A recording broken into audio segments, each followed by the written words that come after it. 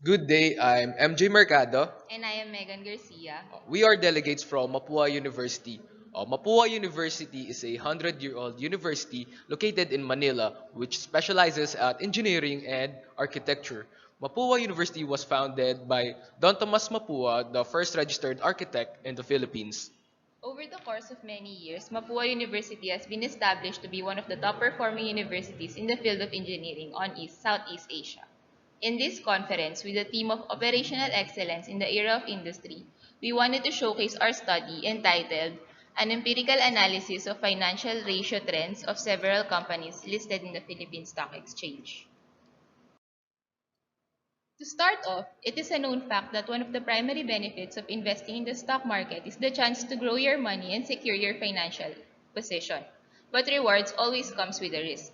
They say stock market is risky even if it's going the right direction. There is a study that implies that there are three reasons or factors as to why stock market is indeed risky. These are volatility, timing, and overconfidence. Volatility is the instability or sudden changes in the stock price that is beyond investors' control. Next we have is timing. Timing refers to the prediction of stock prices that one can buy low and sell high. Lastly, overconfidence basically leads to carelessness in picking stocks and being not able to dodge unnecessary risk.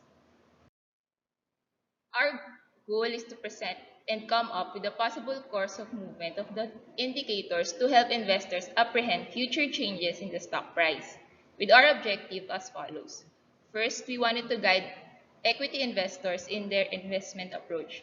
Second, we wanted to provide a criteria that would indicate whether a certain companies can be considered equitable by potential investors. Third, we wanted to discuss the relevance of portfolio selection. And lastly, we wanted to prove that the portfolios consisting of companies that has most favorable financial ratios can outperform portfolios return of the market index and stock that has favorable ratio trends for a particular financial ratio. We consider this research to contribute into three ways.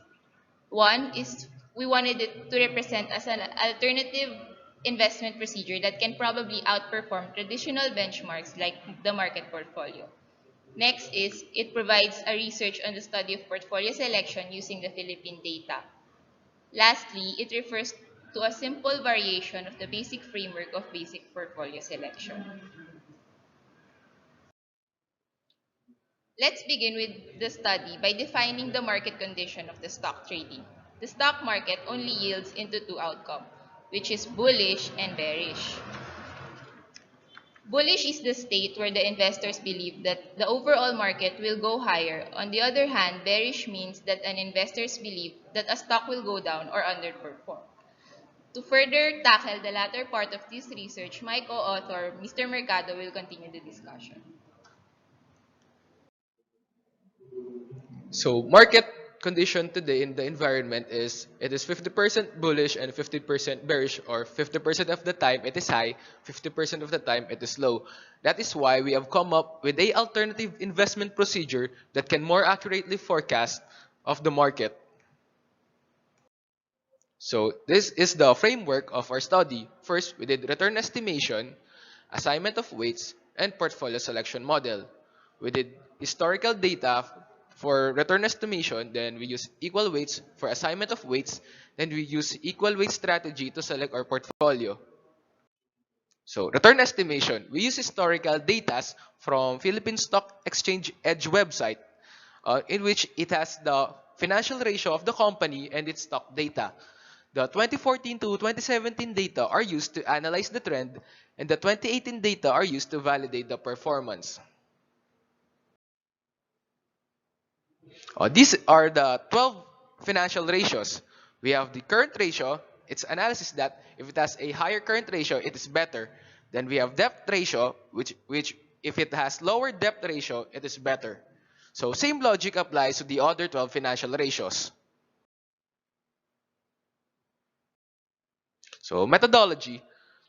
Um, Investment pool criteria supposedly have at least 8 out of 12 favorable ratio trends. For example, we have 6 companies on our list.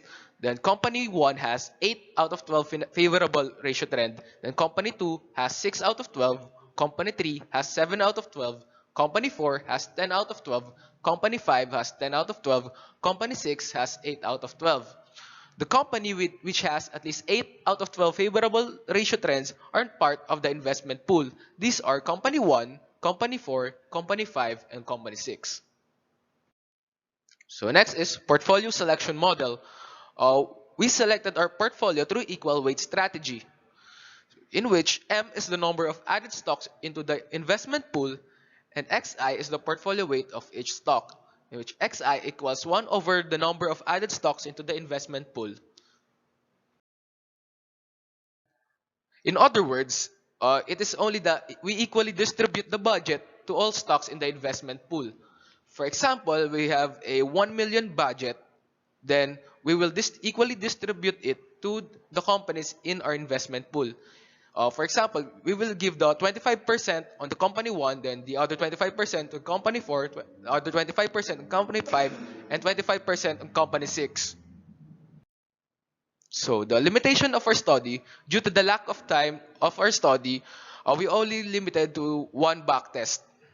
Though we are limited to one back test, it still shows that our study can outperform the market. There are three types of portfolio considered. First is DM or the market. It is the portfolio return of the market index in the Philippine Stock Exchange. The next is the PR or the stock which have a favorable ratio trend for a particular financial ratio R. The next is PN or at least N number of favorable financial ratios out of the 12 considered.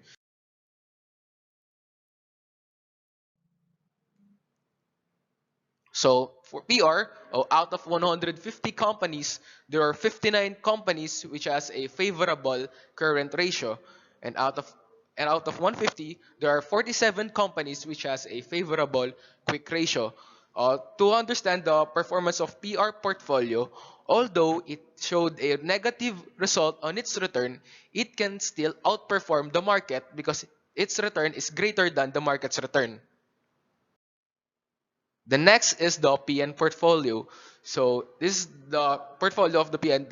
Out of 150 companies, there are 142 companies which has 1 out of 12 favorable financial ratios.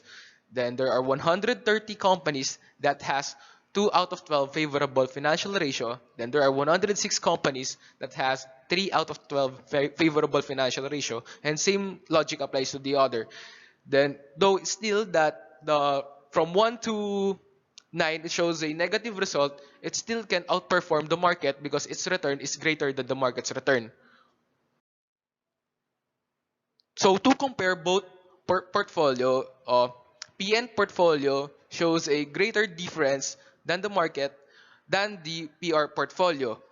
It only shows that the PN portfolio can outperform both PR portfolios and the market.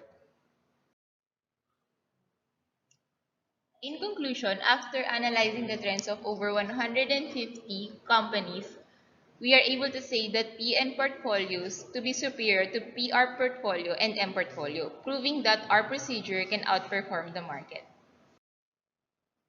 To further improve our study, here are some of our suggestions. Pair return of different t-tests, different methods of return estimation, consideration of probability weightings, and utilization of other portfolio selection model. Before we end our presentation, we wanted to acknowledge our classmates that helped us gather the data in the Philippine Stock Exchange. Thank you for listening and happy investing.